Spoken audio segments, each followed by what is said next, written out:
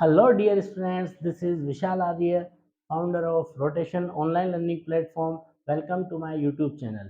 आज मैं आपके लिए लेकर के आया हूँ इलेक्ट्रोस्टैटिक का पार्ट 3, जिसमें हम बात करने वाले हैं मेथड्स ऑफ चार्जिंग के बारे में। के बारे में बात करने वाले हैं मेथड्स ऑफ चार्जिंग के बारे में हम बात करने वाले हैं। ठीक है ना। मतलब आज हम बात करने वाले हैं कि किसी बॉडी को कैसे चार्ज किया जाए। बोला सर क्या बात कर रहे हो, ये तो लास्ट टाइम बता तो दिया था सर आपने कि बॉडी को कैसे चार्ज करें। सर सिखा तो दिया था आपने कि बॉडी को चार्ज करने के लिए क्या करना पड़ता है, इलेक्ट्रॉन्स को या तो रिमूव करना पड़ता है या इलेक्ट्रॉन्स को ऐड करना पड़ता है। सर आपने बताया तो था कि अगर बॉडी में से इलेक्ट्रॉन्स को रिमूव करते हैं, बॉडी में से क्या करते हैं, इलेक्ट्रॉन्स को रिमूव करते हैं तो बॉडी पे पॉजिटिव चार्ज आता है, और अगर इसी बॉडी के अंदर अगर इलेक्ट्रॉन्स को हम ऐड करेंगे तो बॉडी पे नेगेटिव चार्ज आता है। जी बिल्कुल, अच्छा याद है तुम्हें, बताया था मैंने, बिल्कुल सही बात है। ठीक है, पर बेटा यहाँ जो हम बात करने वाले हैं ना, वो भी वो कुछ इसी तरीके से है। क्लियर है? कैसे है सुनना। इतना तो हमें पता है कि बॉडी को चार्ज करने के लिए हमें क्या करना है, इलेक्ट्रॉन्स का ट्रांजेक्शन करना है। ठीक है, या तो इलेक्ट्रॉन्स रिमूव करने या फिर ऐड करने। बट एक बात बताओ, क्या इलेक्ट्रॉन्स को ऐसे रिमूव करोगे क्या? क्या ऐसे ही क्या कि मान लो कोई बॉडी है, उसमें इलेक्ट्रॉन ऐसे कोई बाहर निकले रहते हों, है ना, और यहाँ पे आप कोई प्लकर लोगे और इलेक्ट्रॉन्स को पकड़ पकड़ के निकाल दोगे। या फिर मान लो कोई फेविकोल का डिब्बा लिया, उसमें इलेक्ट्रॉन्स डुबा दिए, सबके फेविकोल चिपका दिया और ऐसे करके चिपका दोगे। क्या ऐसा करोगे क्या? अरे नहीं यार, इलेक्ट्रॉन्स का ट्रांजेक्शन करना है तो ऐसे थोड़ी होगा भाई कि ये प्लकर से पकड़ के निकाल लिया, फेविकोल में डुबा के चिपका दिया। नहीं, ऐसा नहीं होगा। ठीक है, इलेक्ट्रॉन्स को ऐड करना है या फिर इलेक्ट्रॉन्स को आपको रिमूव करना है तो इसके लिए क्या करना पड़ेगा, आपको क्या करना पड़ेगा, इन इलेक्ट्रॉन्स को एनर्जी देनी पड़ेगी। आपको बाहर निकालने के लिए भी एनर्जी देनी पड़ेगी और अंदर जोड़ने के लिए भी आपको एनर्जी देनी पड़ेगी। तो आज मेथड्स ऑफ चार्जिंग के अंदर बेसिकली हम जो बात करने वाले हैं ना, वो ये है कि ये इलेक्ट्रॉन्स का ट्रांजेक्शन कैसे किया जाए, इलेक्ट्रॉन्स को एनर्जी किस तरह से दी जाए कि वो बाहर निकल जाए या अंदर ऐड हो जाए। समझ में आती है बात? ठीक है, चलिए तो बात करते हैं मेथड्स ऑफ चार्जिंग। अब कितने मेथड्स अपने को इसके अंदर पढ़ने हैं, तो सबसे पहला हम बात करेंगे बेटा चार्जिंग बाय फ्रिक्शन। सबसे पहला बात करेंगे अपन चार्जिंग बाय फ्रिक्शन के बारे में। ठीक है जी।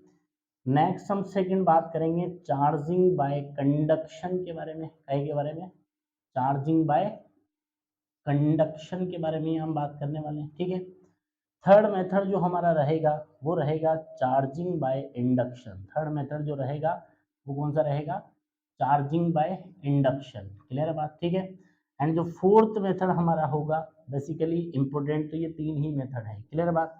पर चलो ठीक है, दो चार मेथड हो रहे हैं, उनके बारे में भी अपन बातचीत कर लेते हैं। तो फोर्थ मेथड हमारे पास रहेगा charging by thermionic emission. Charging by कौन सा इमिशन, थर्मियोनिक इमिशन। ठीक है ना, थर्मियोनिक इमिशन के थ्रू जो है अपन क्या करेंगे, चार्जिंग के बारे में बात करेंगे। ठीक है, नेक्स्ट हमारे पास आता है charging by field emission. Next कौन सा आता है, चार्जिंग बाय फील्ड इमिशन। ठीक है, नेक्स्ट हमारे पास आता है charging by photo emission. Charging by photo emission. ठीक है, और लास्ट जो अपने पास कौन सा मेथड रहेगा, सेवंथ मेथड। ठीक है, वो सेवंथ मेथड हमारे पास होगा charging by secondary emission. Charging by secondary emission, इनके बारे में अपने को बात करनी है। ठीक है, और इसमें जो इंपॉर्टेंट हमारे पास है ये शुरू के तीन है। क्लियर बात? तो आइए करते हैं शुरू चार्जिंग बाय फ्रिक्शन से। कहाँ से शुरू करते हैं, चार्जिंग बाय फ्रिक्शन से। ठीक भाई, बहुत बढ़िया, चार्जिंग बाय फ्रिक्शन से अपन शुरू करते हैं। ठीक, चार्जिंग बाय फ्रिक्शन। क्लियर है, चार्जिंग बाय फ्रिक्शन। तो याद कीजिए, मैंने आपको जब इलेक्ट्रोस्टैटिक पढ़ाना स्टार्ट किया था तब मैंने चार्ज की डेफिनेशन देते टाइम एक एग्जांपल लिया था, और उस एग्जांपल में मैंने क्या किया था कि एक प्लास्टिक की रोड ली थी। आ रहा है कुछ याद? हाँ, नहीं आ रहा? तो जो इलेक्ट्रोस्टैटिक पार्ट 1 और 2 दोनों के लिंक आपको इसके अंदर मिल जाएंगे, वहां जाकर के देख लीजिएगा। ठीक है, तो प्लास्टिक की जो रोड थी उसको हमने क्या किया था भाई, जो ड्राई हेयर्स थे, कौन से हेयर्स थे, ड्राई हेयर्स। ठीक है ना, उन ड्राई हेयर्स के साथ क्या किया था हमने, रब किया था। क्लियर बात है ना? तो याद करो, रब करने के बाद ये जो प्लास्टिक की रोड थी ये क्या हो गई थी, इलेक्ट्रीफाई हो गई थी, चार्ज हो गई थी, है ना। और पेपर पीसेस को क्या करने लगी थी, अपनी तरफ अट्रैक्ट करने लगी थी। पेपर पीसेस को क्या करने लगी थी, खुद से अट्रैक्ट करने लगी थी। क्लियर बात? तो बेटा यहाँ पे जो ये इलेक्ट्रिफिकेशन हुआ ना, ये जो जिस मेथड से यहाँ पे चार्जिंग हुआ वो और कोई नहीं, कौन है, चार्जिंग बाय फ्रिक्शन ही है। समझ में आती है बात, ठीक है। तो आइए डिटेल में इसके बारे में बात करते हैं। चार्जिंग बाय फ्रिक्शन, देखिए इसमें क्या होता है कि हमारे पास दो बॉडीज होनी चाहिए। मान लीजिए ये होगी हमारे पास बॉडी नंबर 1, क्लियर है। इसी तरीके से हो गई हमारे पास बॉडी नंबर 2, ठीक है ना। सबसे पहली इंपॉर्टेंट बात तो ये है कि ये जो दोनों बॉडीज हैं both are of different material, both are of different material. मैंने इनको डिफरेंट मटेरियल का क्यों लिया, अभी सब समझ में आ जाएगा, ठीक है ना। दोनों कैसी होनी चाहिए हमारे पास, डिफरेंट मटेरियल की होनी चाहिए, डिफरेंट मटेरियल की होनी चाहिए, ठीक भैया ना। अब हम क्या करते हैं, ये जो बॉडी 1 है, ठीक है ना, और ये जो बॉडी 2 है, इन दोनों को क्या करते हैं, एक दूसरे पे रब करते हैं, रबिंग विद ईच अदर, एक दूसरे के साथ क्या करते हैं, इनको रब करते हैं, ठीक है। तो रब करने पे आपको क्या देखने को मिलता है कि जब रब करोगे तो खुरच खुरच होगा। खुरच खुरच मतलब क्या होगा, फ्रिक्शन लगेगा, दोनों के बीच में क्या लगना है, फ्रिक्शन, ठीक है। फ्रिक्शन लगेगा तो क्या देखने को मिलेगा, उस फ्रिक्शन की वजह से एक बॉडी में से इलेक्ट्रॉन क्या हो जाएंगे, एक बॉडी में से इलेक्ट्रॉन टूट जाएंगे और दूसरे में जाकर के चिपक जाएंगे। मतलब एक बॉडी क्या करेगी, इलेक्ट्रॉन लूज करेगी, तो दूसरी बॉडी क्या करना है, इलेक्ट्रॉन गेन करना है, ठीक है। इस तरह से जिस बॉडी ने क्या किया, इलेक्ट्रॉन्स लूज किए, उस पर कौन सा चार्ज आना है, प्लस, और जिसने इलेक्ट्रॉन गेन किए उस पर कौन सा आना है, माइनस। समझ में आती बात। तो ये जो फ्रिक्शन की वजह से यहाँ इलेक्ट्रिफिकेशन हुआ, जो चार्जिंग यहाँ हुई, इसी को क्या कहते हैं बेटा, चार्जिंग बाय फ्रिक्शन। क्या कहते हैं, इसी को चार्जिंग बाय फ्रिक्शन। क्लियर है बात, ठीक है। जैसे एक एग्जाम्पल से इसमें अपन समझे, बड़ा फेमस सा एग्जाम्पल है, हालांकि ऐसे बहुत सारे एग्जाम्पल्स हैं, बट यहाँ अपन एक एग्जाम्पल की बात कर लेते हैं, ठीक है। जैसे अगर मान लीजिए मेरे पास क्या ग्लास रोड है, कौन सी रोड है बेटा, ग्लास रोड। अगर इस ग्लास रोड को क्या किया जाता है, सिल्क क्लोथ के साथ, कौन से क्लोथ के साथ, रेशम का जो कपड़ा होता है उसके साथ अगर इसे रब किया जाए, तो देखने को मिलता है कि ग्लास रोड जो है ये इलेक्ट्रॉन लूज करती है, और जो सिल्क क्लोथ है ये इलेक्ट्रॉन गेन करता है। इस तरीके से देखने को मिलता है आपको कि इलेक्ट्रिफिकेशन होने के बाद, ठीक है, क्योंकि जो ग्लास रोड है उसमें से इलेक्ट्रॉन्स लूज हुए हैं, तो वो पॉजिटिव चार्ज क्या करने लगती है, शो करने लगती है। और जो हमारे पास सिल्क क्लॉथ है वो नेगेटिव, क्योंकि उसने इलेक्ट्रॉन गेन किए हैं, तो उस पर कौन सा चार्ज आ जाता है, नेगेटिव। ऐसे काफी सारे पेयर्स हमारे पास हो सकते हैं, एक एक के बारे में अपने को बात करने की जरूरत नहीं है और नहीं याद करने की जरूरत है। समझ में आती बात, क्लियर है क्या, इनफाइनाइट पेयर्स बन सकते हैं वैसे वैसे, ठीक। चलिए तो अब अपन बात करते हैं यहाँ पे इससे रिलेटेड कुछ इंपॉर्टेंट पॉइंट्स के बारे में अपन चर्चा करते हैं। कुछ इंपॉर्टेंट क्या लेने वाले हैं, पॉइंट्स अपन यहाँ लेने वाले हैं, ठीक है। तो सबसे पहला पॉइंट क्या है, ध्यान से देखो यहाँ पे क्या हुआ, ग्लास रोड ने इलेक्ट्रॉन लूज किए और सिल्क क्लॉथ ने उन्हीं इलेक्ट्रॉन्स को गेन किया। तो सोच करके देख करके बताना कि अगर जो ग्लास रोड है हमारे पास, ठीक है, इस ग्लास रोड ने अगर क्या किए, एन इलेक्ट्रॉन्स लूज किए, क्लियर बात, ठीक है। तो बताइए सिल्क क्लॉथ ने कितने इलेक्ट्रॉन गेन किए होंगे, क्या एन से ज्यादा कर लिए होंगे क्या, अरे नहीं यार भाई, इसने एन लूज किए, जो इसने लूज किए वही तो इसने गेन किए, तो इसने एन इलेक्ट्रॉन्स लूज किए तो इसने एन गेन किए। और ये हमें अच्छे से पता है कि अगर इसने एन लूज किए तो इस पर क्या कितना चार्ज आना है, प्लस एन ही, और इसने एन गेन किए तो इस पर कितना आना है, माइनस एन ही। तो यहाँ से क्या कंक्लूजन निकलता है कि चार्जिंग बाय फ्रिक्शन में क्या देखने को मिलता है, एक बॉडी पे जो चार्ज आता है, क्लियर है, दूसरी बॉडी पे भी उतना ही चार्ज आता है, पर वो नेचर में क्या होता है, अपोजिट होता है। इसलिए क्या लिख देते हैं यहाँ पे कि charge of body 1 is equal to minus of charge of body 2। मतलब बॉडी 1 पे, बॉडी 2 पे अगर प्लस आएगा तो 1 पे माइनस आएगा, और बॉडी 2 पे अगर कैसे आएगा, बोलो, इस पे अगर प्लस आएगा तो इस पे कौन सा आएगा, माइनस, और इस पे अगर माइनस आएगा तो इस पे कौन सा देखने को मिलेगा, प्लस। कोई कष्ट वाली बात, पक्का, ठीक। चलिए दूसरी बात इसमें क्या करते हैं, यहाँ तक क्लियर है भाई, बढ़ जाऊं आगे, ठीक है। जो लिखना चाहता है वो लिख सकता है ना। तो अब हम बात करते हैं कि जो है चलो, तो क्या देखा, एक पे पॉजिटिव आना है, दूसरे पे नेगेटिव आना है। तो दूसरा जो पॉइंट है हमारे पास वो क्या है, उससे पहले दूसरे पॉइंट को समझने से पहले एक टर्म की यहाँ पर अपन बात करते हैं जिसका नाम है वर्क फंक्शन। क्या नाम है, वर्क फंक्शन। क्लियर है बात, ठीक है। तो वर्क फंक्शन जो है ये क्या होता है, समझना कि कोई भी बॉडी है हमारे पास, ठीक है ना, तो हमें पता है सभी के अंदर क्या होता है, इलेक्ट्रॉन्स पाए जाते हैं, क्लियर है बात। अब इन इलेक्ट्रॉन्स को अगर मैं बाहर निकालना चाहता हूँ तो मेरे को क्या करना पड़ेगा, एनर्जी देनी पड़ेगी। क्या करना पड़ेगा, एनर्जी इसको, एनर्जी इस इलेक्ट्रॉन को देनी पड़ेगी, तब जाकर के क्या होगा, बाहर आएगा। समझ में आती बात। तो वर्क फंक्शन क्या होता है, वर्क फंक्शन होता है मिनिमम एनर्जी। वर्क फंक्शन क्या होता है, minimum energy, minimum energy provided to electron, minimum energy provided to electron, ठीक है ना, minimum energy provided to electron, so that so that it gets eject out, ताकि ये क्या हो जाए, बाहर निकल करके आ जाए, ठीक है ना। वो मिनिमम एनर्जी जिससे ये इलेक्ट्रॉन क्या हो जाए, बाहर निकल करके आ जाए, ठीक है।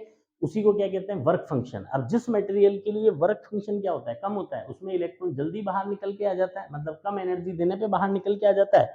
और जिसके लिए इस वर्क फंक्शन की वैल्यू ज्यादा होती है, उसमें से इलेक्ट्रॉन को बाहर निकालने के लिए क्या करना पड़ता है, ज्यादा एनर्जी हमें देनी पड़ती है, ठीक है। जैसे अगर मान लो मैं कहूँ कि मेरे पास कोई मटेरियल है 1, ठीक है ना, मान लो कोई मटेरियल है ए, इसका वर्क फंक्शन है मेरे पास 3 इलेक्ट्रॉन वोल्ट, है ना। और दूसरा है बी, इसका जो वर्क फंक्शन है वो है मान लो 4 इलेक्ट्रॉन वोल्ट। इसका मतलब क्या है कि इसको अगर आप 3 इलेक्ट्रॉन वोल्ट एनर्जी दोगे तो ही इलेक्ट्रॉन क्या होंगे, आसानी से बाहर निकल आएंगे, जबकि इसको आपको 4 इलेक्ट्रॉन वोल्ट एनर्जी मिनिमम देनी पड़ेगी, तब जाके बाहर निकलेगा। क्लियर बात। तो किसमें से इलेक्ट्रॉन निकालना आसान है, जिसका वर्क फंक्शन क्या है, कम है, जिसका वर्क फंक्शन क्या है, कम है, उसमें से इलेक्ट्रॉन को निकालना क्या है, आसान है। समझ में आपकी बात। अब बताओ यहाँ क्या हुआ, ये ए है। अब देखो एक्चुअल में चार्जिंग बाय फ्रिक्शन में क्या हुआ, हमारे पास क्या थी, एक बॉडी 1 थी, क्या थी, एक बॉडी 1, ठीक है। और ये हो गई हमारे पास जी बॉडी 2, एक बॉडी 1 और एक बॉडी 2, ठीक है। हमने दोनों को क्या किया, आपस में रब किया, दोनों क्या किया, आपस में रब किया। रब करने से इनके बीच में क्या लगा, फ्रिक्शन, ठीक है। अब बताओ उस फ्रिक्शन की वजह से क्या होगा, यहाँ पे हीट प्रोड्यूस होगी। क्या प्रोड्यूस होगी, हीट। देखा होगा ना जब अपन हाथों को ऐसे मलते हैं, है ना, तो क्या देखने को मिलता है, हीट निकलती है। अरे होता है ना भाई, ठीक है। और हीट क्या है, एक टाइप की एनर्जी, ठीक है। मतलब यहाँ पे एनर्जी जो है वो बनेगी, ठीक है। एनर्जी बनेगी तो वो एनर्जी इसको भी मिलेगी और वो एनर्जी इसको भी मिलेगी। समझ में आती है बात, ठीक है। अब एक बात बताओ, दोनों में से जल्दी इलेक्ट्रॉन कौन छोड़ेगा, जिसका वर्क फंक्शन क्या होगा, हाँ हाँ हाँ हाँ बोलो, जिसका वर्क फंक्शन क्या होगा, कम। मान लो इसका वर्क फंक्शन 3 इलेक्ट्रॉन वोल्ट और इसका 4 इलेक्ट्रॉन वोल्ट है, तो ये तो क्या कर देगा, 3 मिलते ही फेंक देगा, जबकि इसको 4 चाहिए, तो पहले कौन फेंक देगा, ये। अरे समझ में आ रही है यहाँ तक बात, ठीक है। तो क्या देखने को मिलेगा, अगर इसका वर्क फंक्शन कम है, बॉडी 1 जो है उसके बारे में अपन बात करें कि अगर बी का वर्क फंक्शन जो है वो 2 से कम है, क्लियर बात, ठीक है। तो बॉडी 1 में से क्या होंगे, इलेक्ट्रॉन्स जल्दी ही बाहर आ जाएंगे, जल्दी ही इसमें से इलेक्ट्रॉन्स अगर बाहर आ जाएंगे, ठीक है। तो क्या देखने को मिलेगा, इस पे पॉजिटिव चार्ज आ जाएगा और इस पे कौन सा चार्ज आएगा, नेगेटिव चार्ज आएगा। कौन सा चार्ज आएगा, नेगेटिव। क्लियर है बात। तो इस टॉपिक के दो इंपॉर्टेंट बात क्या है, सबसे पहली चीज, दोनों बॉडी पे चार्ज आता है, एक पे प्लस आता है, दूसरे पे माइनस आता है, ठीक है ना। Equal in magnitude, opposite in nature, मतलब एक पे जितना प्लस आना है दूसरे पे उतना ही क्या आना है, माइनस। दूसरी बात आपने इसके अंदर क्या देखी कि प्लस उस पे आना है जिसका वर्क फंक्शन क्या होगा, कम, ठीक है ना। अरे क्लियर है क्या। तो इस प्रोसेस में पॉजिटिवली चार्ज्ड वो बॉडी होगी, पॉजिटिवली चार्ज वो बॉडी होगी जिसका वर्क फंक्शन क्या होगा, कम होगा, जिसका वर्क फंक्शन क्या होगा, कम होगा, जो आसानी से इलेक्ट्रॉन्स क्या कर देगी, लूज कर देगी। क्लियर है यहाँ तक बात, ठीक है। तो दो पॉइंट ध्यान रखें, चार्जिंग बाय फ्रिक्शन में बोथ दी बॉडीज, ठीक है, gets charge, both the bodies gets charge which are equal in magnitude and opposite in nature. And दूसरी बात, पॉजिटिव चार्ज उस बॉडी पे आता है जिसका वर्क फंक्शन कम होता है। चलिए इन दो पॉइंट से रिलेटेड अपन क्वेश्चंस की बात करते हैं, ठीक है। तो सबसे पहला जो क्वेश्चन है हमारे पास वो क्या है, कि मान लो मैंने कहा तुमसे कि मैंने ए और बी, ठीक है ना, दो मेरे पास बॉडीज हैं, इन्हें आपस में क्या किया जी, मैंने रब किया, इन्हें आपस में क्या किया, मैंने रब किया। क्लियर है यहाँ तक बात, ठीक। जब इन्हें मैंने रब किया तो मैंने क्या देखा कि जो बॉडी ए है, क्या है, जो बॉडी ए है, इस पे चार्ज आया +2 माइक्रोकुलाम। कितना चार्ज आया, +2 माइक्रोकुलाम, ठीक है। तो क्वेश्चन पूछा गया आपसे, find the charge on body B. ये जो बॉडी बी है इस पे चार्ज बताइए, ठीक है। हाँ हाँ बोलो बोलो, फटाफट बोलना है सभी को। हाँ हाँ बोलो, क्या क्या क्या बोलना है, क्या देखने को मिलता है, चार्जिंग बाय फ्रिक्शन में क्या होता है, एक पे जितना प्लस दूसरे पे उतना ही माइनस, ठीक है ना। तो अगर ए पे चार्ज कितना है बेटा, +2 माइक्रोकुलाम, हाँ जी, तो बी पे कितना आना है, बोलो, equal in magnitude opposite in nature, कितना आना है, -2 माइक्रोकुलाम। कोई कष्ट वाली बात, पक्का।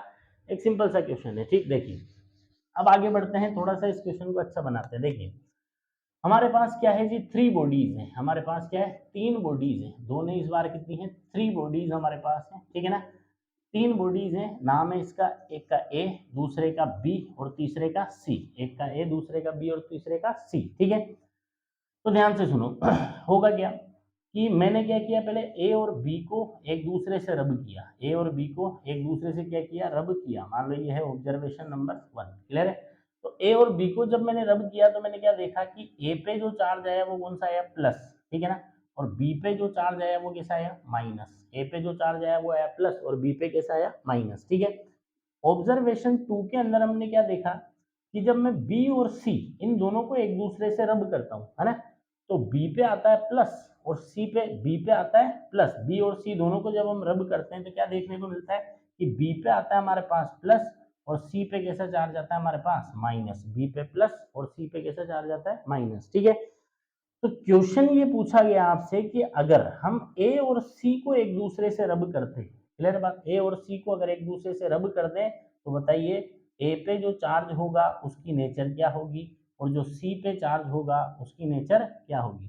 समझ में आती बात। ठीक है, आइए ऑब्जर्वेशन 1 से शुरू करते हैं। ऑब्जर्वेशन 1 में हमने क्या देखा कि ए और बी को जब रब किया तो ए पे कौन सा चार्ज आया प्लस और इस पे कौन सा आया माइनस। इसका मतलब क्या हुआ, ए का जो वर्क फंक्शन है वो बी से कम है, ए का जो वर्क फंक्शन है वो बी से क्या है कम है, ए का जो वर्क फंक्शन है वो बी से कम है। ठीक भाई, बहुत बढ़िया।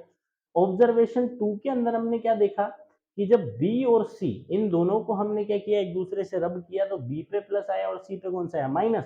इसका मतलब वर्क फंक्शन के मामले में बी छोटा है और सी बड़ा है। क्लियर है बात। तो यहां से अगर मैं सीरीज बनाऊं, देखो ए बी से छोटा है और बी सी से छोटा है, तो इसका मतलब क्या हुआ, ए बी से छोटा बी सी से छोटा, तो क्या हुआ ए का जो वर्क फंक्शन है वो सी से भी क्या होगा कम होगा। हाँ जी, ए का जो वर्क फंक्शन है वो सी से भी क्या होगा कम होगा। और जब ए का वर्क फंक्शन सी से कम होगा तो अगर ए और सी को आप आपस में रब करेंगे तो क्योंकि इसका वर्क फंक्शन कम है ये क्या कर देगा फटाक से इलेक्ट्रॉन छोड़ देगा, तो इस पे कौन सा आएगा प्लस और ये गेन कर लेगा तो इस पे कौन सा आएगा माइनस। क्लियर है, तो आंसर क्या होगा कि अगर ए और सी को हम रब करेंगे तो ए पे प्लस आएगा और सी पे माइनस आएगा। कोई कष्ट वाली बात, पक्का। ठीक है, तो लीजिए ये हो चुका है आपका क्या चार्जिंग बाय फ्रिक्शन, क्या हो चुका है चार्जिंग बाय फ्रिक्शन। क्लियर है बात। ठीक है, ध्यान रखने वाली बात सिर्फ इतनी सी है कि इसमें दोनों बॉडीज डिफरेंट मटेरियल की होनी चाहिए। अच्छा क्यों होनी चाहिए, क्योंकि अगर सेम मटेरियल की हुई तो वर्क फंक्शन सेम हो जाएगा, वर्क फंक्शन सेम हो जाएगा तो दोनों इलेक्ट्रॉन लूज करेंगे और दोनों ही गेन भी कर लेंगे, दोनों लूज भी कर लेंगे गेन भी कर लेंगे, तो कोई इलेक्ट्रिफिकेशन नहीं होगा। समझ में आती है यहाँ तक बात। ठीक है, तो डिफरेंट मटेरियल की होनी चाहिए, रब करोगे एक से निकलेगा दूसरे में जुड़ेगा, एक पे प्लस दूसरे पे माइनस, एक पे जितना प्लस दूसरे पे उतना ही minus, equal in magnitude opposite in nature. ठीक है,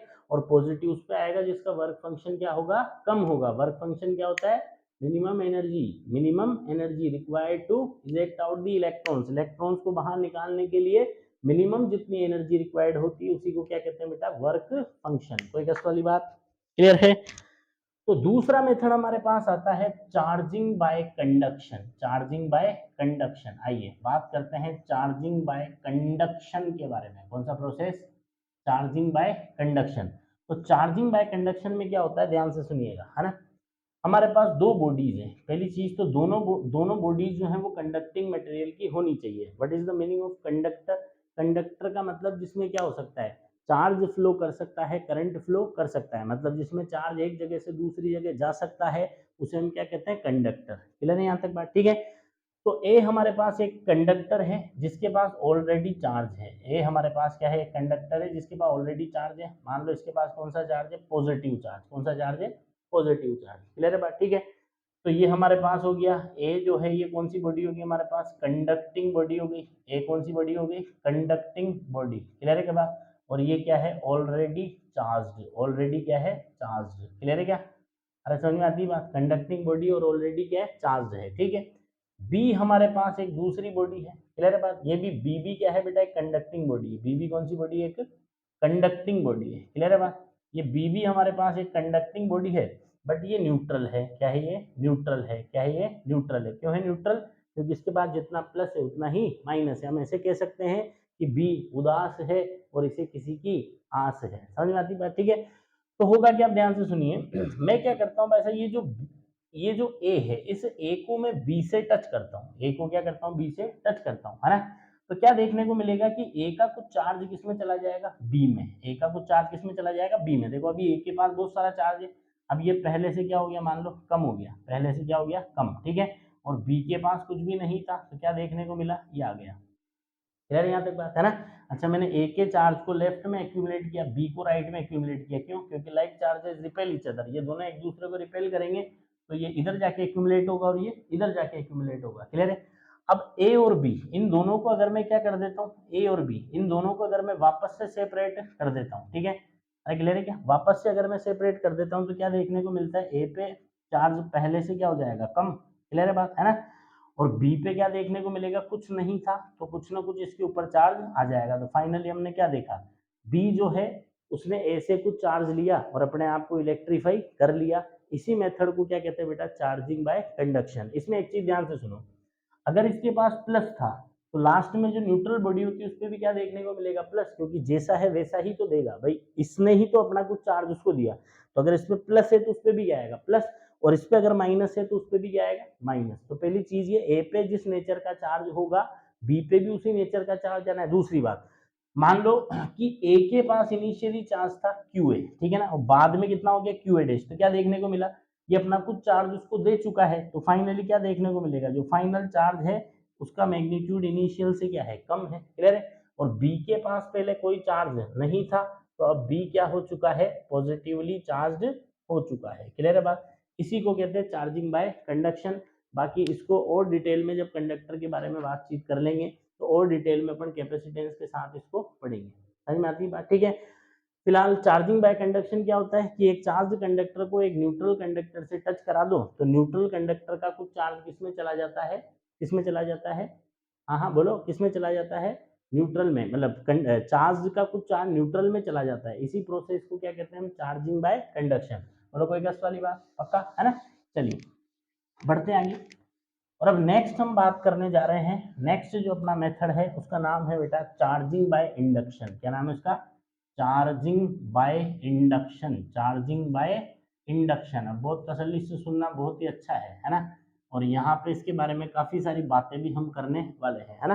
तो बात करते हैं चार्जिंग बाय इंडक्शन के बारे में। क्या के बारे में, चार्जिंग बाय इंडक्शन के बारे में। तो चार्जिंग बाय इंडक्शन क्या है, चार्जिंग बाय कंडक्शन में क्या था, टच हुआ और एक चार्ज्ड बॉडी ने अपना चार्ज किसको दे दिया, न्यूट्रल बॉडी को दे दिया। इंडक्शन में ऐसा कुछ नहीं होता, इंडक्शन में लेन देन नहीं होता। इंडक्शन में क्या करता है, एक बॉडी सिर्फ अपना चार्ज दूसरी को दिखाती है और वो चार्ज देख करके सामने वाले में कुछ कुछ होता है और उसका इलेक्ट्रिफिकेशन हो जाता है। समझ में आती है यहाँ तक बात, है ना? आइए देखते हैं लोग चार्जिंग बाय इंडक्शन। तो चार्जिंग बाय इंडक्शन में क्या है, वापस से वही मैं कहूंगा, एक मेरे पास बॉडी है जो ऑलरेडी चार्ज है। क्लियर है बात? ठीक है, जिसके पास ऑलरेडी चार्ज होता है इस बॉडी को कहते हैं बेटा इंड्यूसर बॉडी। क्या बोलते हैं इस बॉडी को, इंड्यूसर बॉडी, इंड्यूस करने वाली, उकसाने वाली। क्लियर बात? ठीक है, नेक्स्ट ये हमारे पास दूसरी बॉडी हो गई जी बी, है ना? इसके पास कोई चार्ज अभी नहीं है, ये इनिशियली क्या है, न्यूट्रल है। इनिशियली क्या है ये, अभी ये न्यूट्रल है, ठीक है ना? इस बॉडी को कहा जाता है, ये जो न्यूट्रल बॉडी इसको बोलते हैं इंड्यूस्ड बॉडी, उकसने वाली। क्या करने वाली, उकसने वाली। अरे क्लियर है यहाँ तक? ठीक है, अभी इनके बीच में इनफाइनाइट सेपरेशन है, मतलब ये एक दूसरे के साथ किसी तरह का कोई इंटरेक्शन नहीं कर रहे हैं। अच्छा एक बात बताना, हाँ जी बोलो बोलो, ये न्यूट्रल क्यों है, क्योंकि इसके पास amount of positive amount of negative के इक्वल है और वो उसी में घुला हुआ है।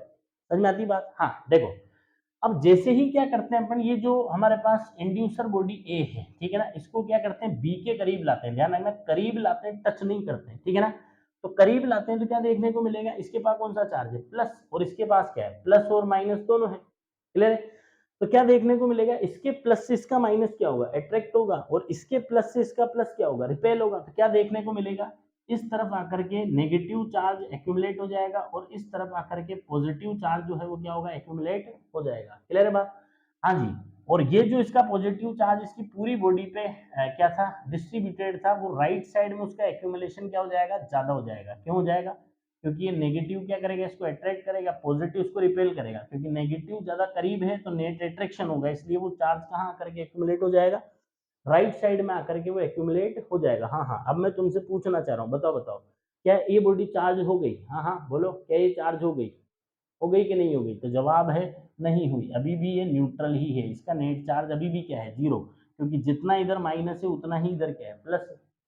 अरे समझ में आ रही क्या बात? तो अभी ये चार्ज नहीं हुई, बट हाँ एक चीज मैं तुमसे पूछना चाहता हूँ, इलेक्ट्रिफिकेशन तो नहीं हुआ पर क्या इंडक्शन हो गया क्या, चार्जिंग तो नहीं हुई, ठीक है ना, बट क्या इंडक्शन हो गया क्या, बताना बताना, बोलना, क्या इंडक्शन हुआ क्या? तो हम कहेंगे हाँ जी इंडक्शन हो चुका है। क्या बोल रहे हैं, इंडक्शन हो चुका है, ठीक है। इसी को इंडक्शन कहते हैं, बस सामने वाले के चार्ज को देखना और उसके अकॉर्डिंग क्या करना, अपने चार्ज को रीअरेंज कर लेना, इसी को क्या कहते हैं, इंडक्शन। तो हम कहेंगे हाँ इंडक्शन तो हो चुका है पर इलेक्ट्रिफिकेशन अभी नहीं हुआ। क्लियर है? अरे बोलो, इंडक्शन तो यहाँ हो चुका है बट इलेक्ट्रिफिकेशन अभी नहीं हुआ। समझ में आती है बात? ठीक, चलो भाई बहुत बढ़िया। इंडक्शन तो हो गया, इलेक्ट्रिफिकेशन नहीं हुआ। ध्यान रखना इंडक्शन का मतलब क्या है, सिर्फ कोई बॉडी अपने चार्ज को दूसरे वाले को दिखाएगी, वो उस चार्ज के अकॉर्डिंग क्या कर लेगा, अपने चार्ज का रीअरेंजमेंट कर लेगा। तो ये चार्ज, दूसरे का चार्ज देख करके, दूसरे के इन्फ्लुएंस में आकर के अपने चार्ज को रीअरेंज करना, यही इंडक्शन है। यही क्या है, इंडक्शन। तो हम कहेंगे हाँ हाँ इंडक्शन तो हो चुका है बट इलेक्ट्रिफिकेशन अभी भी नहीं हुआ। तो इसके लिए थोड़ी मेहनत और करते हैं। आइए अब मैं क्या करता हूँ, ध्यान से सुनो। ये इस पे पॉजिटिव चार्ज था, इसको अभी यहीं के यहीं रखा हुआ है मैंने। अब मैं क्या करता हूँ, ये जो बॉडी बी है, ठीक है ना, इसका जो राइट सरफेस है जी, मैं इसको क्या कर देता हूँ, ग्राउंड से, धरती माता से इसको जोड़ देता हूँ। तो क्या देखने को मिल रहा है, यहाँ देखो ये वाला जो प्लस है, ठीक है ना, ये प्लस इस प्लस को क्या कर रहा है, ऑलरेडी रिपेल कर रहा है। अब देखो इसके पास जाने का रास्ता नहीं है, ठीक है ना, ध्यान रखिएगा। चार्ज को चलने के लिए कंडक्टिंग पाथ चाहिए, जब तक कंडक्टिंग पाथ नहीं मिलेगा चार्ज नहीं चलेगा। इधर क्या है, हाँ हाँ हाँ बोलो, इधर क्या है, एयर। एयर कंडक्टिंग होती है, नॉन कंडक्टिंग होती है? नॉर्मल सिचुएशन में एयर नॉन कंडक्टिंग ही होती है। तो चार्ज नॉन कंडक्टर में चल सकता है क्या? नहीं, नहीं जा रहा। अरे बोलो, भले ही ये इसको धक्के मार के निकालना चाह रहा है पर फिर भी वो नहीं जा रहा, रास्ता नहीं है भाई आगे, है ना।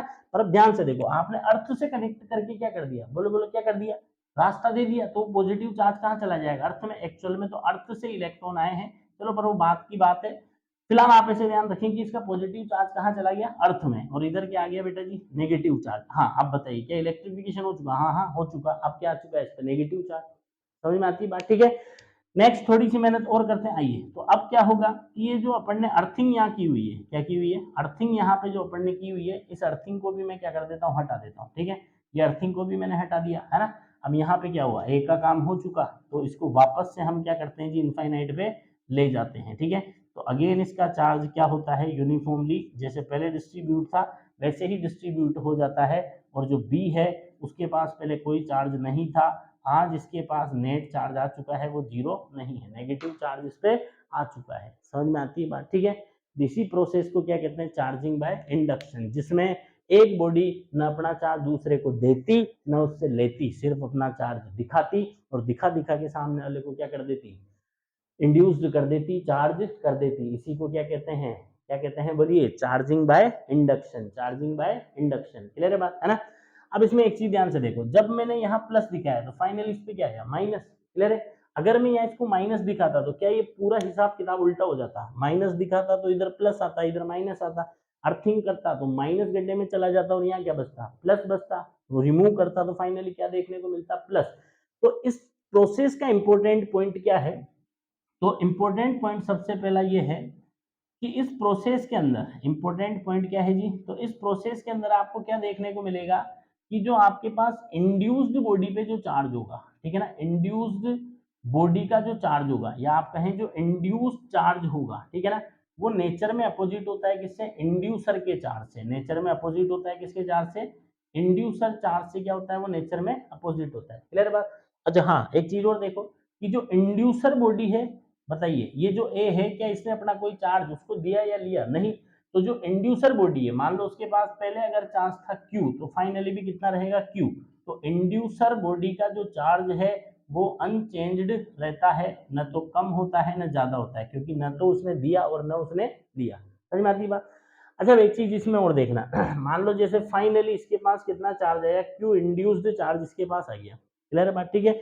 और ये जिस मटेरियल का बना हुआ उसका डाइइलेक्ट्रिक कांस्टेंट कितना है, एप्सिलॉन आर। तो क्या कहा जाता है कि ये जो इंड्यूसर चार्ज आया, क्या आया बेटा, इंड्यूस्ड चार्ज जो हमारे पास आया Q इंड्यूस्ड, ठीक है, ये होता है माइनस ऑफ Q 1 - 1/एप्सिलॉन आर, माइनस ऑफ Q 1 - 1/एप्सिलॉन आर, जहां पे इसको क्या कहेंगे, ये है इंड्यूस्ड चार्ज। कौन सा चार्ज, इंड्यूस्ड चार्ज, जो किस पे देखा फाइनली अपन ने, न्यूट्रल बॉडी पे, ठीक है ना।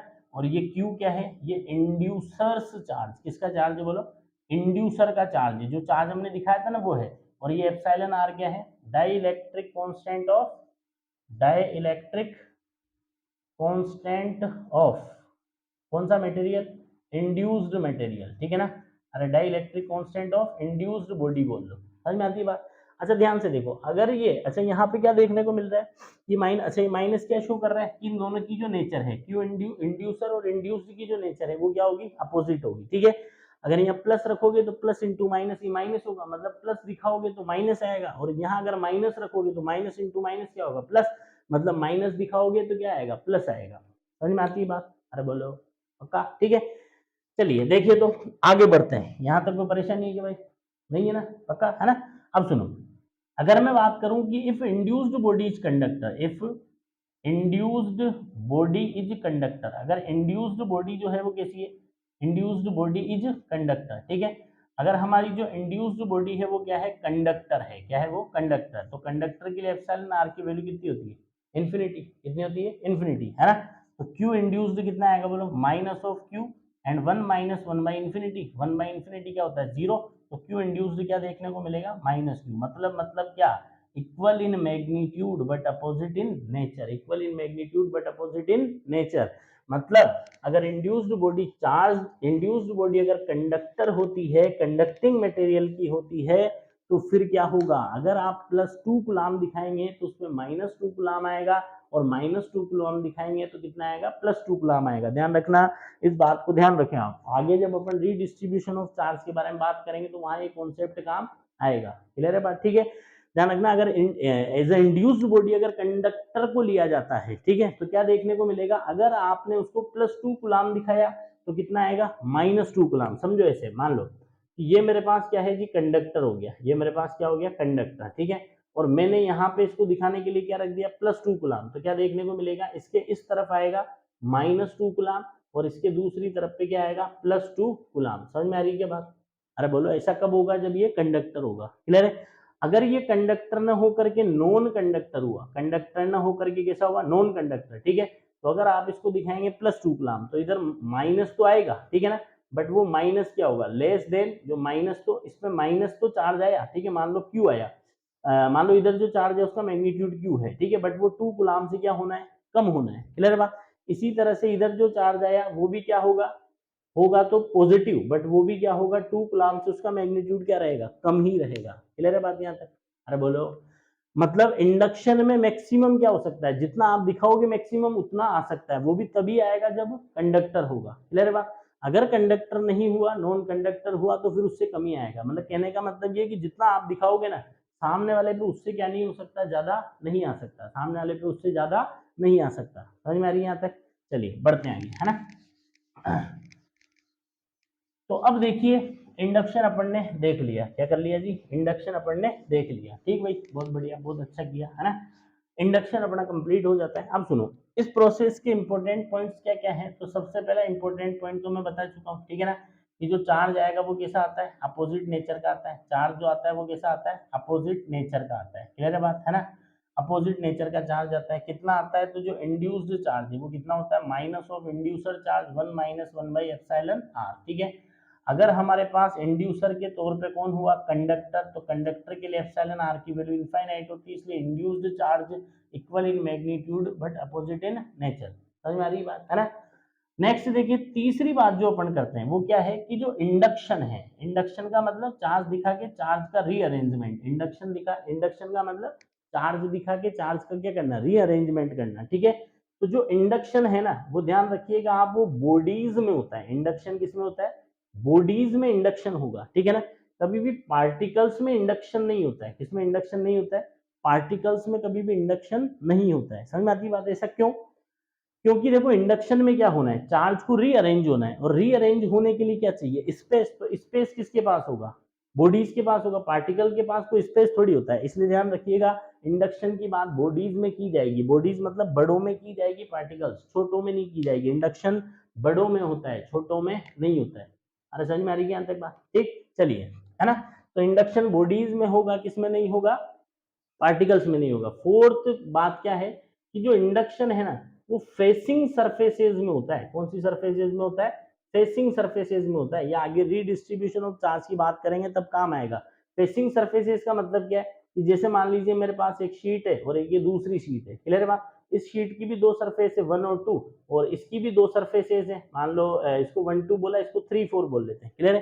तो यहाँ फेसिंग सरफेस, आमने सामने वाली सरफेस कौन सी है, 2 और 3। तो इंडक्शन जब होगा तो वो कब किस में होगा, 2 और 3 के बीच में होगा। ऐसे नहीं होगा 1 और 4 में इंडक्शन हो रहा है, ठीक है। इंडक्शन फेसिंग सरफेसेज में होगा। अरे बोलो, तो इंडक्शन में क्या हुआ, चार्ज दिखा, रीअरेंजमेंट हुआ, तो दिखेगा कौन सा भाई, ये सामने वाला ही तो दिखेगा। अरे बोलो, इसको इसका कौन सा चार्ज दिखेगा, जो यहाँ होगा, है ना, और इसको इसका कौन सा चार्ज दिखेगा, जो यहाँ होगा। इसको यहाँ वाला थोड़ी दिख सकता है, समझ में आती बात। तो इंडक्शन किस में होना है, फेसिंग सरफेसेज में होना है, ठीक है। ध्यान रखना, बड़ी इंपॉर्टेंट बात है ये वाली, अगर कंडक्टर हो तो equal in magnitude opposite in nature induce होता है, और इंडक्शन फेसिंग सरफेसेज में होता है। ध्यान रखना इन बातों को, ये अपने काम आएगा जब हम बात करेंगे रीडिस्ट्रीब्यूशन ऑफ चार्ज के बारे में, रीडिस्ट्रीब्यूशन ऑफ चार्ज के बारे में। क्लियर है यहाँ तक? चलिए बढ़ते हैं तो आगे, और अब हम बात करने जा रहे हैं इंडक्शन से रिलेटेड कुछ और भी बातों के बारे में अपन बातचीत करते हैं, ठीक है। जैसे देखो, मैं आपसे एक क्वेश्चन पूछता हूं, जो शुरू में अपन ने किया था कि मान लो मेरे पास एक ये वुडन फ्लोर या वुडन टेबल है, मान लो, ठीक है ना। ये इस तरीके से लकड़ी की एक मेरे पास क्या है जी, टेबल है, ठीक है ना। ये वुडन फ्लोर मेरे पास इस तरह से, ठीक है, क्या हो गया, ये वुडन फ्लोर या वुडन टेबल जो है मेरे पास इस तरह से है, ठीक है। क्लियर है क्या, वुडन टेबल, वुडन मतलब समझ गए, नॉन कंडक्टर, ठीक है ना। ये वुडन टेबल मेरे पास होगी, ठीक। इस पे मैंने क्या किया हुआ है, छोटे छोटे पेपर के पीसेस को मैंने रखा हुआ है, छोटे छोटे पेपर के पीसेस को मैंने रखा हुआ है। अच्छा, उससे पहले एक चीज और, ये सभी को पता होगा कि बताइए, लाइक चार्जेस, अगर एक जैसी नेचर के चार्जेस होते हैं तो इनके बीच में क्या होता है, बोलो बोलो, अट्रैक्शन या रिपल्शन। तो लाइक चार्जेस क्या करते हैं, एक दूसरे को रिपेल करते हैं, लाइक चार्जेस के बीच में रिपल्शन होता है। और अनलाइक चार्जेस, ठीक है ना, अनलाइक चार्जेस हमारे पास अगर होंगे तो अनलाइक चार्जेस के बीच में क्या होता है बेटा, अट्रैक्शन होता है। क्या होता है, अट्रैक्शन। आ जाइए वापस इस एग्जांपल पे देखिए, तो बात कर रहे हैं कि वुडन टेबल जो है, ठीक है ना, उस पर अपने किसको रख दिया, पेपर पीसेस को रख दिया। ये क्या रख दिया जी, यहाँ पे पेपर पीसेस, समझ में आती है बात, क्या रख दिए यहाँ पे, पेपर पीसेस हमने रख दिए, ठीक है ना। अब देखो एक एग्जांपल अभी अपन ने और पढ़ा था कि मान लो ये मेरे पास क्या है, ग्लास रोड है। कौन सी रोड है, ग्लास रोड। और इस ग्लास रोड को मैं क्या करता हूँ, सिल्क क्लॉथ से मैं रब करके लेकर के आता हूँ। तो बताओ ग्लास रोड पे कौन सा चार्ज आएगा, अभी देखा था, हाँ हाँ बोलो, ग्लास रोड पे कौन सा चार्ज आएगा, पॉजिटिव चार्ज आएगा। ये ग्लास रोड पे हमारे पास पॉजिटिव चार्ज आ गया, समझ में आती है बात। अब इस पे अगर पॉजिटिव चार्ज आ गया तो ये पेपर के पीसेस को क्या करने लगेगा, अपने से अट्रैक्ट करने लगेगा, अपने से अट्रैक्ट करने लगेगा, समझ में आती बात। हाँ जी, तो क्वेश्चन सुनिए, ग्लास पॉजिटिवली चार्ज है, ग्लास क्या है, ग्लास की जो रोड है, हाँ जी बोलिए, ग्लास की जो रोड है इस पे कौन सा चार्ज है, पॉजिटिव। कौन सा चार्ज है, पॉजिटिव, ठीक है। और पेपर के पीसेस की अपन बात करें तो पेपर पीसेस को ग्लास रोड ने क्या किया, अट्रैक्ट किया। क्या किया, अट्रैक्ट किया। हाँ जी, the question arises now is that, बताइए पेपर पीसेस पे कौन सा चार्ज है, ग्लास रोड जो कि पॉजिटिवली चार्ज है, इसने पेपर पीसेस को क्या किया, अट्रैक्ट किया। तो बताइए पेपर पीसेस पे कौन सा चार्ज है, हाँ हाँ बोलिए, क्या सभी का आंसर है, क्या इस पे नेगेटिव है, क्या सभी का आंसर है, क्या इस पे नेगेटिव है, यस और नो, क्या सभी का आंसर है कि इसमें नेगेटिव है। आइए चेक करते हैं, अगर आप कहते हैं कि इसमें नेगेटिव है तो मैं क्वेश्चन पूछता हूँ आपसे, बताइए यहाँ पे नेगेटिव चार्ज इस पेपर पीसेस पे कैसे आया, बताइए। नेगेटिव चार्ज कब आता है, जब इसमें इलेक्ट्रॉन ऐड होते हैं। नेगेटिव कब आएगा, जब इलेक्ट्रॉन ऐड होंगे। बताइए किस जरिए से इसमें इलेक्ट्रॉन ऐड हुए, कोई जरिया नहीं वैसे। अरे बोलो, तो ध्यान से सुनो, इस पे कोई चार्ज नहीं है, इसका नेट चार्ज 0 है। बोला फिर क्या फालतू की बात कर रहे हो, फिर ये पॉजिटिवली चार्ज ने इसको अपनी तरफ अट्रैक्ट कैसे किया। अरे समझ में आती है बात। हाँ जी बिल्कुल, सोचने वाली बात यही है कि इस पे कोई चार्ज नहीं है, बिल्कुल सही बात है, पर इस पॉजिटिवली चार्ज बॉडी ने फिर भी इस पेपर पीस को अट्रैक्ट कैसे किया। तो देखिए इसकी एक्सप्लेनेशन हमारे पास क्या है, ये हमारे पास हो गई जी ग्लास रोड, यस और नो, है ना। ये क्या हो गई, ग्लास रोड। इस पे कौन सा चार्ज है बेटा, इस पे है पॉजिटिव चार्ज। कौन सा चार्ज है, पॉजिटिव चार्ज। क्लियर है। और ये मैं एक पेपर पीस को थोड़ा जूम करके बनाता हूँ। हाँ बोलो बोलो, ये क्या है, न्यूट्रल। क्या है ये, न्यूट्रल। अगर ये न्यूट्रल है तो इसका मतलब क्या है, इस पे जितना प्लस है उतना ही, हाँ हाँ हाँ, इस पे जितना प्लस है उतना ही माइनस है। इस प्लस को देख करके बताओ क्या होगा, इसका माइनस क्या ऊपर आ जाएगा, यस और नो, है ना।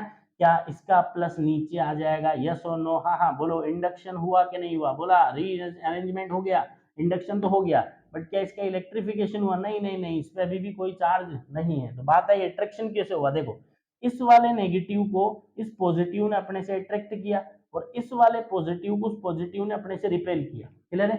ध्यान से देखो, इस पॉजिटिव से नेगेटिव की एवरेज डिस्टेंस कम है, और पॉजिटिव से पॉजिटिव की एवरेज डिस्टेंस क्या है, ज्यादा। इसलिए नेट फोर्स काई का होगा, अट्रैक्शन का होगा। नेट फोर्स काई का होगा, अट्रैक्शन का होगा। तो यहां से क्या पता चल रहा है कि भाई साहब जो अट्रैक्शन है वो तो एक चार्ज्ड और एक न्यूट्रल बॉडी के बीच में भी हो सकता है, एक चार्ज्ड और एक न्यूट्रल बॉडी के बीच में भी हो सकता है due to induction, due to induction. Clear है बात? ठीक है। अरे समझ में आई क्या बात? तो एट्रैक्शन तो किस किस के बीच में भी हो सकता है, एक चार्ज्ड और एक न्यूट्रल बॉडी के बीच में भी हो सकता है ड्यू टू इंडक्शन। समझ रहे हो? ठीक, चलो। तो यहां से फाइनली अपन कंक्लूजन क्या निकालते हैं? कंक्लूजन हम ये निकालते हैं कि अगर ए पे पॉजिटिव चार्ज है, किसी बॉडी ए पे पॉजिटिव चार्ज है, और अगर हाँ ए ने बी को अगर अट्रैक्ट किया, तो क्या ये कहना बिल्कुल सही है? क्या छाती ठोक करके डेफिनेटली ये कह सकते हो आप कि नहीं नहीं बी पे माइनस ही होगा, क्योंकि अट्रैक्शन तो तभी होगा? हाँ बोलो बोलो, कहोगे क्या ऐसा? नहीं नहीं नहीं, क्यों नहीं कहेंगे? क्योंकि अगर चार्ज इस पे जीरो होगा ना, तो भी इंडक्शन की वजह से अट्रैक्शन होगा। समझ में आती बात? तो अगर एक पे प्लस है तो, और उनके बीच में एक पे प्लस है और उसने दूसरे को अट्रैक्ट किया, तो दूसरे पे माइनस हो, ऐसा कोई जरूरी नहीं है। हो सकता है जीरो हो, क्योंकि जीरो होगा तो भी क्या होगा? अट्रैक्शन होगा। किसकी वजह से? इंडक्शन की वजह से। समझ में आती है बात? हाँ, ये बिल्कुल सही है। अगर नेगेटिव होगा तो क्योंकि अनलाइक चार्जेज एक दूसरे को अट्रैक्ट करते हैं, इसलिए अट्रैक्शन होगा। बट अट्रैक्शन हुआ है तो सामने वाला अपोजिट नेचर के चार्ज से ही चार्ज होगा, ऐसा कोई जरूरी नहीं। हो सकता है कि वो न्यूट्रल हो और इंडक्शन की वजह से अट्रैक्ट हो रहा हो। समझ में आती है यहाँ तक बात? हाँ जी। इसी तरीके से अगर मैं कहूँ कि ए पे पॉजिटिव चार्ज है, सॉरी ए पे नेगेटिव चार्ज है, और ए ने बी को क्या किया? अट्रैक्ट किया, तो क्या मुझे कहना चाहिए छाती ठोक के कि नहीं नहीं बिल्कुल बी पे पॉजिटिव ही होगा? यस और नो? हाँ हाँ बोलो बोलो। नहीं नहीं, ऐसा बिल्कुल भी नहीं है। हो सकता है कि इस पे क्या हो? जीरो चार्ज भी हो। अरे समझ में आती बात? तो इस तरह के क्वेश्चंस आपसे पूछ लिए जाते हैं कि एक पॉजिटिवली चार्ज बॉडी ए है, वो बॉडी बी को अट्रैक्ट करती है, तो बताइए बी पे कैसा चार्ज होगा? ऑप्शन दे दिए जाएंगे आपको, only negative, only positive, only zero, मैं पॉजिटिव और नेगेटिव, तो राइट आंसर, सॉरी मैं नेगेटिव और जीरो, मैं पॉजिटिव और नेगेटिव, तो राइट आंसर क्या होगा? क्या होगा? या तो नेगेटिव होगा या जीरो होगा। इसी तरीके से अगर मैं क्वेश्चन कहूं कि if negatively charge body attracts and another body, clear है बात?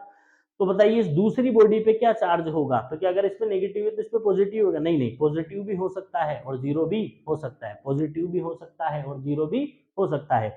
इसी तरीके से देखिए, हाँ अगर मैं कहूं कि एक बॉडी ए पे पॉजिटिव चार्ज है और ए ने बी को क्या किया जी? रिपेल किया। ए ने बी को क्या किया? रिपेल किया। तो बताइए अब बी पे क्या होगा? प्लस होगा या जीरो भी हो सकता है क्या? प्लस और जीरो, प्लस या जीरो दोनों हो सकते हैं क्या? नहीं नहीं नहीं नहीं, प्लस ही होगा, क्योंकि इंडक्शन की वजह से सिर्फ अट्रैक्शन होता है, इंडक्शन की वजह से रिपल्शन नहीं होता है। क्लियर है बात? ठीक है। तो अगर दो बॉडीज एक दूसरे को रिपेल कर रही है, तो इसका मतलब एक पे प्लस है तो डेफिनेटली दूसरी पे भी क्या होगा? प्लस ही होगा। इसी तरीके से एक बॉडी ए नेगेटिवली चार्ज है, इसने बी को क्या किया? रिपेल किया, तो बोलिए बी पे डेफिनेटली आप छाती ठोक करके कह सकते हैं कि नेगेटिव ही चार्ज होगा। समझ में आती है यहाँ तक बात? ठीक है। देखिए इससे एक बड़ा ही इंपॉर्टेंट पॉइंट जो है वो बनकर के मेरे पास तैयार होता है। मान लीजिए मैं आपसे एक क्वेश्चन करता हूँ, ठीक है ना? क्वेश्चन कुछ इस तरीके से कि मान लो मेरे पास इस तरीके से दो बॉडीज है, समझ में आती है बात? ठीक है। और मैं चेक करना चाहता हूँ, ठीक है ना, कि ये दोनों इलेक्ट्रीफाइड है या नहीं है, दोनों चार्ज है या नहीं है, ये क्या करना चाह रहा हूँ? मैं चेक करना चाह रहा हूँ। ठीक है। तो मैं क्या करता हूँ, अब ये दूर दूर है, इनको एक दूसरे के पास लेके आता हूँ। क्या लेकर के आता हूँ? पास। मान लो इन दोनों के बीच में क्या हुआ? अट्रैक्शन। क्या हुआ? दोनों के बीच में अट्रैक्शन। समझ में आती है बात? ठीक है। तो ध्यान से सुनना, ये ए है और ये बी है, इन दोनों के बीच में क्या हुआ जी? अट्रैक्शन। क्या हुआ? अट्रैक्शन। तो क्या मुझे ऐसा कहना चाहिए कि इस पे अगर प्लस है तो इस पे माइनस है, और इस पे अगर माइनस है तो इस पे प्लस है? क्या ये कहना बिल्कुल सही है? मतलब ये चार्ज है तो क्या ये भी चार्ज है? कहना सही है क्या? नहीं नहीं। क्यों? क्योंकि अगर इस पे प्लस हुआ तो इस पे हो सकता है माइनस हो, या हो सकता है इस पे जीरो, मतलब हो सकता है ये चार्ज हो या हो सकता है ये कि न हो। क्लियर है बात? अगर इस पे नेगेटिव है, क्लियर है बात, तो इस पे प्लस हो सकता है, जरूरी नहीं प्लस ही हो सकता है इस पे जीरो हो, क्योंकि अट्रैक्शन तो तब भी हो सकता है। समझ में आती बात? हाँ, अगर यहीं पे बॉस इन्होंने क्या किया होता? एक दूसरे को रिपेल किया होता। क्या किया होता? रिपेल। ठीक है। तो अगर इन्होंने एक दूसरे को रिपेल किया होता तो मैं क्या कहता जी? इस पे प्लस है तो डेफिनेटली इस पे भी प्लस है, और ये माइनस है तो ये भी डेफिनेटली माइनस है, और रिपल्शन के बेसिस में छाती ठोक करके कहता कि दोनों सेम नेचर के चार्ज से क्या है? चार्ज है। दोनों क्या है? सेम नेचर के चार्ज से चार्ज है। ठीक है। हाँ जी। तो बताइए अट्रैक्शन के बिहाफ पर ये डिसाइड हो पा रहा है कि बॉडी इलेक्ट्रिफाइड है कि नहीं है, कि रिपल्शन के बेसिस पे डिसाइड हो पा रहा है? बोलिए, काई के बेसिस पे हो पा रहा है? रिपल्शन के बेसिस पे डिसाइड हो पा रहा है। इसलिए एक स्टेटमेंट कहा जाता है कि repulsion is a sure test, repulsion is a sure test of electrification, repulsion is a sure test of electrification. Electrification, मतलब इलेक्ट्रिफिकेशन के बारे में छाती ठोक करके आप तभी कमेंट कर सकते हैं जबकि क्या हुआ होगा, रिपल्शन, क्योंकि अट्रैक्शन तो एक चार्ज्ड और एक न्यूट्रल बॉडी के बीच में भी हो जाता है ड्यू टू क्या, ड्यू टू इंडक्शन। समझ में आ रही है बात? पक्का? ठीक है, चलिए तो इसी पे एक क्वेश्चन बनता है, उस क्वेश्चन के बारे में भी अपन क्या करते हैं यहाँ पे बात करते हैं। ठीक है, देखो बहुत ही अच्छा क्वेश्चन है कि एक एक्सपेरिमेंट के अंदर क्या हुआ, 5 बॉडीज ली गई। कितनी बॉडीज ली गई? एक एक्सपेरिमेंट के अंदर 5 बॉडीज जो है वो ली गई। ठीक है ना, इन 5 बॉडीज के नाम है, एक का नाम है ए, दूसरे का बी, तीसरे का सी, चौथे का डी और पांचवे का ई। ठीक है ना, ये 5 बॉडीज हमने ली, ए बी सी और डी। क्लियर है बात? अब एक्सपेरिमेंट के अंदर क्या क्या ऑब्जर्वेशंस देखे गए, तो ऑब्जर्वेशंस क्या देखे गए, ध्यान से सुनना कि ये जो ए है और सी है ना, इनके बीच में रिपल्शन है जी। क्या है? ए और सी के बीच में क्या है? रिपल्शन। ये है ऑब्जर्वेशन नंबर 1। क्लियर है बात? ठीक है, ऑब्जर्वेशन नंबर 2 में देखा गया कि ए और जो बी है इनके बीच में है अट्रैक्शन। ए और बी के बीच में क्या है? अट्रैक्शन। ठीक है, नेक्स्ट तीसरे ऑब्जर्वेशन के अंदर देखा गया कि जो डी और बी है इनके बीच में भी क्या है? अट्रैक्शन। डी और बी के बीच में भी क्या है? अट्रैक्शन। ठीक है, इसी तरीके से डी और ई के बीच में क्या है? नो अट्रैक्शन नो रिपल्शन, मतलब किसी तरह का कोई इफेक्ट नहीं है, नो अट्रैक्शन और नो रिपल्शन। ठीक है, नेक्स्ट देखा गया, ये फोर्थ ऑब्जर्वेशन है। फिफ्थ ऑब्जर्वेशन में देखा गया कि एक नेगेटिवली चार्ज रोड है। नेगेटिवली चार्ज क्या है? रोड है। ठीक है, इस रोड से क्या होता है? ए जो है ये भी अट्रैक्ट होता है और ई जो है ये भी क्या होता है? अट्रैक्ट होता है। ए भी अट्रैक्ट होता है और ई भी अट्रैक्ट होता है। तो आपसे क्वेश्चन कहा गया कि ये जो ए बी सी डी है ना, इन पे चार्जेस की क्या करिए, नेचर बताइए कि ए पे कौन सा चार्ज होगा, बी पे कौन सा होगा, सी पे कौन सा, डी पे कौन सा, ई पे कौन सा। इन सभी पे आपको क्या करना है? चार्जेस की नेचर बतानी है। एक बार क्वेश्चन को नोट डाउन कर लीजिए, पॉज करके कर लीजिए नोट डाउन। कर लिया? ओके ठीक है, देखो तो क्या हुआ बेटा, ए और सी के बीच में रिपल्शन हुआ। हाँ हाँ, रिपल्शन हुआ, इसका मतलब क्या है? डेफिनेटली दोनों पे चार्ज है। ठीक है, मतलब ये भी चार्ज है और ये भी चार्ज है। समझ में आती है बात? ठीक है, हाँ बोलो। अब क्या हुआ, ए और बी के बीच में अट्रैक्शन हुआ। ए का तो हमें पता है कि इस पे तो डेफिनेटली चार्ज है, बट इस पे हो भी सकता है और नहीं भी, क्योंकि अट्रैक्शन के बिहाफ पे नहीं बता सकते। ठीक है, हाँ जी आगे देखो, डी और बी के बीच में क्या हुआ? अट्रैक्शन हुआ। डी और बी के बीच में क्या हुआ? अट्रैक्शन। और डी और ई के बीच में न तो अट्रैक्शन नो रिपल्शन। इसका मतलब क्या है? डी पे कोई चार्ज नहीं है और ई पे भी कोई चार्ज नहीं है। अरे बोलो, क्योंकि अगर किसी एक पे भी होता तो अट्रैक्शन होता है ना, और दोनों पे सेम नेचर का होता तो रिपल्शन होता। कुछ नहीं हुआ, इसका मतलब क्या है? दोनों पे कोई चार्ज नहीं है। अब सुनो सुनो सुनो ना, क्या हुआ, डी पे कोई चार्ज नहीं है, पता लग गया, डी पे कोई चार्ज नहीं है। ठीक है ना, तो डी पे कोई चार्ज, अच्छा एक चीज और देखो कि जो नेगेटिव चार्ज है वो ए को क्या करता है? अट्रैक्ट करता है, और हमें पता है ए डेफिनेटली चार्ज है और नेगेटिव से अट्रैक्ट हो रहा है। इसका मतलब ए पे कौन सा चार्ज होगा? पॉजिटिव। तो पहला आंसर क्या है? ए पे कौन सा चार्ज है? पॉजिटिव। क्लियर है? अच्छा, डी और ई पे कोई चार्ज नहीं है, तो डी पे भी चार्ज हुआ 0 और ई पे भी चार्ज हुआ 0। अब हमें डिसाइड करना है बी और सी के बारे में। किसके बारे में? बी और सी के बारे में। क्लियर है? सुनिए, तो डी और बी के बीच में क्या हुआ? अट्रैक्शन हुआ। डी पे तो चार्ज है नहीं, इसका मतलब बी पे चार्ज है, तभी हुआ। क्लियर है बात? और बताओ, बी ए से क्या हुआ? अट्रैक्ट हुआ। तो यहां से क्या पता लग गया? डेफिनेटली बी पे चार्ज है। बी ए से क्या हुआ? अट्रैक्ट हुआ। बी पे प्लस है, तो बोलिए इस पे कौन सा है? माइनस है, तो बी पे कौन सा होगा? माइनस। क्लियर बात? अब बात करते हैं सी की, क्या बात करते हैं? सी की। ठीक है, आंसर ये तो सिंपल सा, वैसा रिपेल हुआ तो उस पे प्लस है, तो इस पे भी क्या होगा? प्लस। तो दिस इज अवर आंसर कि ए पे होगा प्लस, बी पे माइनस, सी पे प्लस, डी पे 0 और ई पे भी क्या होगा? 0। कोई कष्ट वाली बात? अरे बोलो बोलो, पक्का यहाँ तक? ठीक है, तो ये इंडक्शन का क्या था? एक अच्छा क्वेश्चन था। इंडक्शन का क्या था हमारे पास? एक अच्छा क्वेश्चन था। ठीक है, चलिए तो आगे बात करते हैं। तो 3 मेथड जो थे वो तीनों अपन ने देख लिए, चार्जिंग बाय इंडक्शन, फ्रिक्शन हो गया, कंडक्शन हो गया, इंडक्शन हो गया। ठीक है, अब अपन बात करते हैं फोर्थ जो अपना मेथड आता है, जिसमें अपन ने क्या बात की है? Charging by thermionic emission. Charging by thermionic emission. Clear है क्या? चार्जिंग बाय थर्मियोनिक इमिशन के बारे में अपन बातचीत करने वाले हैं। ठीक, तो चार्जिंग बाय थर्मियोनिक इमिशन में क्या होता है? देखो वापस से वही बात, इलेक्ट्रॉन को इजेक्ट आउट करने के लिए क्या चाहिए? एनर्जी चाहिए। ठीक है, तो अगर मैं क्या करता हूँ, ध्यान से सुनना, अगर मेरे पास कोई बॉडी है, ये न्यूट्रल है। ठीक है, अगर मैं इसको क्या करता हूँ, ऐसा हीट प्रोवाइड करता हूँ। क्या प्रोवाइड करता हूँ? इसको गर्म करता हूँ, इसके टेम्परेचर को इंक्रीज करता हूँ। मतलब यहाँ से मैं क्या दे रहा हूँ? इसको हीट, है ना। तो हो सकता है कि कुछ इलेक्ट्रॉन हीट पा करके इसमें से क्या हो जाए? बाहर इमिट हो जाए। क्लियर है? तो इलेक्ट्रॉन जब जाएंगे तो पीछे क्या छोड़ करके जाएंगे, पॉजिटिव चार्ज, तो बॉडी क्या होगी, पॉजिटिवली चार्ज होगी। तो यहाँ हमने क्या किया, टेम्परेचर बढ़ा करके इलेक्ट्रॉन्स को इमिट किया, इसे कहते हैं, क्या कहते हैं इसको, थर्मियोनिक इमिशन, और इसकी वजह से बॉडी क्या हो गई, चार्ज हो गई, तो इसी को क्या कह दिया, चार्जिंग बाय थर्मियोनिक इमिशन। ठीक है, हाँ जी, देखिए फिफ्थ मेथड क्या है, charging by photo emission, charging by photo emission, charging by photo emission के बारे में हम बात करते हैं, है ना। तो चार्जिंग बाय फोटो इमिशन में क्या होगा, एनर्जी हम फोटो मतलब लाइट के थ्रू देंगे, ये हमारे पास बॉडी है और हमने इसके ऊपर क्या किया, मान लो लाइट रेडिएशन हमने डाली, है ना। तो हुआ क्या भाई साहब, इसमें कुछ इलेक्ट्रॉन्स थे, एनर्जी लेकर के क्या हो गए, वो इजेक्ट आउट हो गए, तो पीछे क्या छोड़ गए, पीछे क्या छोड़ गए, बोलो, पॉजिटिव चार्ज छोड़ गए, क्लियर है क्या। तो ऐसे लाइट डाल करके, रेडिएशन डाल करके क्या करना, इलेक्ट्रॉन्स को इमिट करना, इसे कहते हैं फोटो इमिशन, है ना। और इसकी वजह से पीछे बॉडी क्या हो जाती है, चार्ज हो जाती है, इसलिए इसी को क्या कहा गया, charging by photo emission.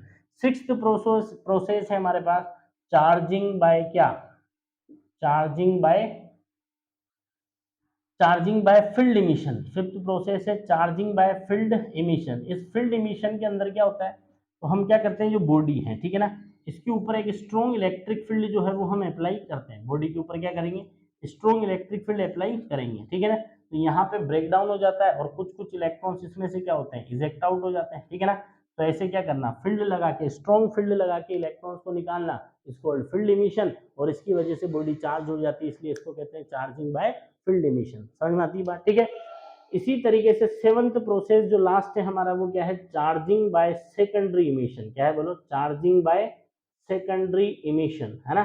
Charging by secondary emission के बारे में अपन बात करते हैं। तो चार्जिंग बाय सेकेंडरी इमिशन में क्या होगा, ये हमारे पास क्या है, बॉडी है, क्लियर बात, ठीक है।